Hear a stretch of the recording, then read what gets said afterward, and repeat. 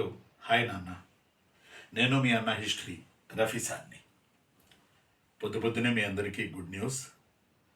Group 2లో 750 పోస్టులు అని అనుకున్నాం మనం. క్యాలెండర్లో ఇచ్చారు, మీకు తెలిసిందే. డీటీలో ఉండాలి, లేకపోతే గ్రూప్ 2 చప్పగా ఉంటుంది అని చాలాసార్లు నేను క్యాలెండర్కి ముందు కూడా చాలా వీడియోలు చేశాను. అందులో భాగంగా ఈరోజు వచ్చినటువంటి వార్తలు చాలా సంతోషాన్ని కలిగిస్తున్నాయి నాకు. అవి ఏంటంటే 470 గాను 750 పోస్టులలో 470 ప్రపోజ్డ్, తర్వాత 750 ఇచ్చారు, మనకు తెలిసిందే. ఇందులో ఏముంటాయి అనేది ఇస్తే బాగుండేది మాస్టారు అని చెప్పి చాలామంది మెసేజ్లు పెడతా ఉన్నారు. కాబట్టి మనకు నిన్న రాత్రి లేట్ నైట్ వార్తలు వచ్చాయి. దాని ప్రకారం మనకి డిప్యూటీ తహసీల్దార్ 110 ఉద్యోగాలు, మున్సిపల్ కమిషనర్ 6 ఉద్యోగాలు, ఏఎస్ఓ 50 ఉద్యోగాలు, జూనియర్ అసిస్టెంట్ 50 ఉద్యోగాలు, క్యారీ ఫార్వర్డ్ 70 ఉద్యోగాలు, మొత్తం వెరసి 756 ఉద్యోగాలు. గ్రూప్ 2 తాజా సంఖ్య 756. ఇంకా పెరిగే ఛాన్స్ కూడా ఉంది, కానీ తగ్గే ఛాన్స్ లేదు. ఎందుకంటే సబ్ రిజిస్టార్లు చాలా తక్కువ ఇచ్చారు, 7 ఎన్నో ఇచ్చారు కదా. సబ్ రిజిస్టార్లు కూడా ఇంకా పెరిగే అవకాశాలు ఉన్నాయి. ఎందుకంటే చాలా చోట్ల రిజిస్టార్ కార్యాలయాల్లో, సబ్ రిజిస్టార్ కార్యాలయాల్లో భూముల అమ్మకాలు కొనుగోలు, బిల్డింగుల అమ్మకాలు కొనుగోలు, ఫ్లాట్ల అమ్మకాలు కొనుగోలు, ఇలా చూసేటటువంటి సబ్ రిజిస్టార్ ఆఫీసుల్లో చాలా చోట్ల ఇన్ఛార్జీలతో నడుపుకుంటూ వస్తున్నారు. ప్రభుత్వానికి ప్రధాన ఆదాయం వచ్చేది వాటి ద్వారానే. కాబట్టి నాకు తెలిసి అవి కూడా పెంచుతారు నోటిఫికేషన్ నాటికి, సెప్టెంబర్ 15 నాటికి అనేది నాకు కొంత సమాచారం వస్తుంది. దేవుడి దయ వల్ల మీ కొరకు అది జరిగితే ఇంకా సంతోషం. రాత్రంతా చదివి ఉంటారు, కష్టపడి ఉంటారు, ఏమంటాం దాన్ని మనం, ఇప్పుడే మెల్లిగా లెగుస్తూ ఉంటారు. కొంతమంది పగలంతా చదువుతారు, మరి కొంతమంది రాత్రి అంతా చదువుతారు. మీ స్టైల్ని బట్టి మీరు వెళ్ళండి. చాలా వరకు పగలు చదివితేనే మంచిది, రాత్రి నిద్రపోతే ఆరోగ్యం కాపాడబడుతుంది. మీరు ఈ వయసులో ఆరోగ్యాన్ని కాపాడుకోవాలి. 40 ఏళ్ళు వచ్చిందంటే ఇప్పుడు మనం ఆరోగ్యాన్ని పాటించకపోతే 40 ఏళ్లకే మనం ముసలాళ్ళం అయిపోతాం. 40 ఏళ్లకే అనేక రోగాలు మన చుట్టుముట్టుతాయి. అందువల్ల జాగ్రత్తగా టైం టు టైం తినండి, కూర్చోండి, బోరు కొడితే ఫోన్లో 2 సాంగ్స్ చూడండి, మళ్ళీ చదువుకోండి. మీరు పడుతున్న కష్టం చూసి నాకు బాధేస్తుంది, సంతోషం వేస్తుంది. ఎందుకు నాన్న అంటే, ఒక మనిషి లైఫ్లో స్థిరపడడం అనేది ముఖ్యమే, నేను కాదంటలా. అది కొద్దో గొప్ప గవర్నమెంట్ జాబ్తో స్థిరపడితే అది ఇంకా బాగుంటుంది. అది మన ఆశ, మన కోరిక. అర్థమైందండి. జాబ్ లేకపోయినా చాలామంది బతుకుతున్నారు సొసైటీలో. ఒక 100 మందిని వేసుకుంటే అందులో 90 మంది ఉద్యోగాలు లేకుండానే ఏదో ఒకటి చేసుకుని బతుకుతూ ఉన్నారు. పెద్ద సమస్య కాదు. కానీ నేను మీకు చెప్పేది ఏంటంటే, మనకు అవకాశం ఉంది కదా. అందువల్ల లేదు, నాకు వేరే ఆప్షన్ ఉంది, వెళ్ళిపోండి. నేను కష్టపడలేను, వెళ్ళిపోండి. నా వల్ల కాదు, వెళ్ళిపోండి. అర్థమవట్లా? ఎవరో చెప్పిన దాన్ని బట్టి మీరు ప్రభావితం కాకూడదు. ఇది నేను మీకు చెప్పేది. అస్సలు మీరు ప్రభావితం కాకూడదు. మీకై మీరు ఓ నిర్ణయం తీసుకుని ఈ ఫీల్డ్లోకి రండి, లేదా వదిలేసేయండి, వేరే ఫీల్డ్ చూసుకోండి. బలవంతంగా ఈ ఫీల్డ్లోకి రావద్దు. డబ్బులు వేస్ట్ చేసుకోవద్దు, టైం వేస్ట్ చేసుకోవద్దు. లేదు, నేను కొట్టగలను, నేను సాధించగలను అని కూర్చుంటే మాత్రం మీ యొక్క ఆత్మవిశ్వాసానికి దేవుడు కూడా వంగి నమస్కరిస్తాడు మీకు. ఎస్, ఇలా పేదలు కూడా జాబులు కొట్టినే ఉన్నాయి.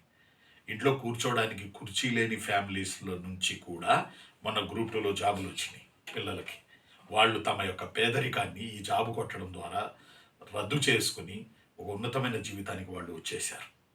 ఒక్క విజేత మీరు అవ్వాలి, అమ్మాయి కానీ అబ్బాయి కానీ. అర్థమైందా? అందువల్ల జాగ్రత్తగా ప్లాన్ చేసుకోండి. మీరు సొసైటీ కోసం చదవద్దు. అర్థమైందా? మీరు ఎవరో చూస్తున్నారని చదవద్దు. మన బలాలు, మన బలహీనతలు మనకు తెలుసు, పైన ఆకాశానికి తెలుసు. అంతే. జైన మతం ఇదే చెప్పింది. కాబట్టి దీన్ని బట్టి మీరు ఫాలో అవ్వడానికి ప్రయత్నం చేయండి. ఒక ఆవిడ ఒక 5-6 ఏళ్ల క్రితం, కరోనాకి ముందు, భీమవరం నుంచి ఆవిడ కోచింగ్కి వచ్చారు. వాళ్ళ ఆయన, పిల్లలు, ఆమె మ్యారేజ్ అయింది ఆవిడకి. ఆవిడ వస్తే నేను చెప్పాను, నేను గ్రూప్ 1 రాస్తాను అని చెప్పి మొదలైశారు ఆవిడ. నేను అన్నాను, గ్రూప్ 1 కాదు, ముందు మీరు గ్రూప్ 2 మీద అవగాహన ఉందా అని అడిగాను. గ్రూప్ 2 మీద కూడా నాకు అవగాహన లేదు అన్నారు. మరి గ్రూప్ 1 వాళ్ళ ఆయన ఒక చిన్నపాటి బ్యాగ్లో డబ్బులు తీసుకొచ్చాడు. డబ్బులు తీసుకొచ్చి కట్టమంటారా అంటున్నాడు. వారి మొగడా కడదువులే కాసేపు ఆగు నువ్వు, ముందు ఈవిడితో నేను మాట్లాడతాను ఉండు అని చెప్పి కిందేమో బెటాలియన్ దిగింది. చుట్టాలు, హైదరాబాద్లో ఉన్న వాళ్ళ చుట్టాలు అందరూ వచ్చారు పాపం. నేను చెప్పే ఏమా గ్రూప్ వన్ మంచిదే కాదంటలేదు నేను, కానీ మీకు ఎలా కలిగింది గ్రూప్ వన్ కొట్టాలని అంటే ఏముందండి గ్రూప్ 2 కొట్టినా రేపు గ్రూప్ 1 కొట్టాలి కదా, అందువల్ల ఏకంగా ఫస్టే గ్రూప్ 1 కొట్టేస్తాను నేనని చెప్పి.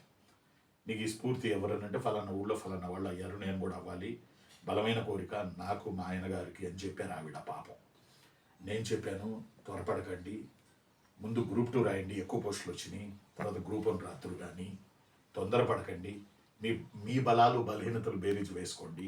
మీ ఆయన చెప్పారనో మీ ఊర్లో ఎవరికో వచ్చిందనో ఇలా తొందరపడి మీరు నిర్ణయాలు తీసుకోకండి, టైం వేస్ట్ అవుతుంది, డబ్బులు వేస్ట్ అవుతాయి. గ్రూప్ 2 జాయిన్ అవ్వండి ఫస్ట్, తర్వాత గ్రూప్ 1కి వెళ్తాం మనం, నోటిఫికేషన్లు వస్తూనే ఉంటాయి అమ్మా అని చెప్పాను. గ్రూప్ 2 జాయిన్ చేస్తే అమ్మాయి ఏసీటీఓ అయింది. ఇది సుమారు ఒక 10-15 ఏళ్ల క్రితం జరిగినటువంటి స్టోరీ, కరోనా ముందు కూడా కాదు, ఇంకా పాత. ఇప్పుడు బహుశా ఆమె సిటీఓ ప్రమోషన్లోనూ ఎందులోనూ ఉండొచ్చు. అందువల్ల నేను ఏమంటానంటే మీకు మీ బలాలు మీ బలహీనతలు మీరు బేరీ చేసుకోండి, వేసుకుంటే ఆశావాహమైన ఇప్పుడు మనకి ఇష్టం ఉంటే అన్నీ కూడా ఇష్టంగానే కనపడతా ఉంటాయి, అన్నీ కూడా మనకి అనుకూలతలు కనపడతా ఉంటాయి. మనకి ఇష్టం లేదనుకోండి, ఎవరో చెప్పింది ఇన్స్పైర్ అయితే ఆ ఇన్స్పైర్ కొద్దిసేపే ఉంటుంది, ఆ తర్వాత ఆ ఇన్స్పైర్ పోయింది, అప్పుడు మళ్ళీ మనకి చిరాకు కోపం ఇవన్నీ వచ్చేస్తుంటాయి. కాబట్టి మీరు నిర్ణయం తీసుకోండి ఈ ఫీల్డ్లోకి రావాలా వద్దా అని.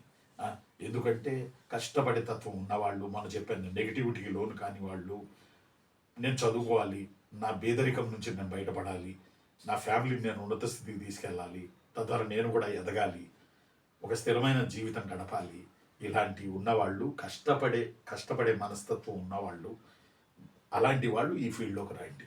కాబట్టి పోస్టులు పెరగబోతున్నాయి, ఇది కూడా మనకి ఆశావాహమైనటువంటి పరిణామం. 756 ఉద్యోగాలు అయినా ఇంకా పెరుగుతాయి, సబ్ రిజిస్టార్ కూడా చేర్చే అవకాశాలు కనపడతా ఉన్నాయి నాకు.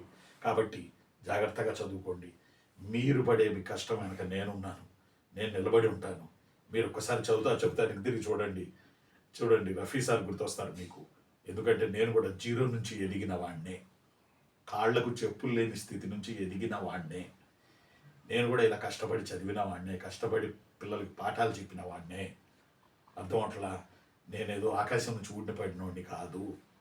అందువల్ల సరే, ఈరోజు ఇది గుర్తుపెట్టుకుని మరింత రెట్టించిన ఉత్సాహంతో చదవండి. బాయ్. సబ్స్క్రైబ్ చేయండి, షేర్ చేయండి, మరింత మందికి వీడియో ఉపయోగపడనివ్వండి. పోస్టులు పెరుగుతున్నాయి, దానికి తోడు డిస్క్రిప్షన్లో మన ఇండియన్ హిస్టరీ పుస్తకం కూడా ఉంది, అది ఎలా తెప్పించుకోవాలో చూడండి. కేజే ఆన్లైన్ క్లాసెస్లో జాయిన్ అవ్వండి, మీకు ఉపయోగపడతాయి. మీరు నిరంతరం కష్టపడతానంటేనే, నెగిటివిటీకి లోను కాకుండా ఉంటానంటేనే, ఎమోషన్ని తగ్గించుకుంటానంటేనే, పాజిటివిటీని బిల్డప్ చేసుకుంటానంటేనే మీరు ఈ ఫీల్డ్లోకి రావాలి. ఇవన్నీ ఉంటే ఈ ఫీల్డ్లో ఎదగడం కష్టం, జాబ్ రావడం కష్టం. అది కాబట్టి దీన్ని ఆలోచన చేసుకుని రండి, చదవండి. ఆల్రెడీ 19వ తారీఖు దాటిపోయింది, క్యాలెండర్ వచ్చి. మీ అందరికీ ఈరోజు good morning and also good day. మీ అందరికీ శుభాలు కలగాలి. ఉంటాను రా నాన్న, నేను రా మీ అన్నయ్య హిస్టరీ రఫీ సార్.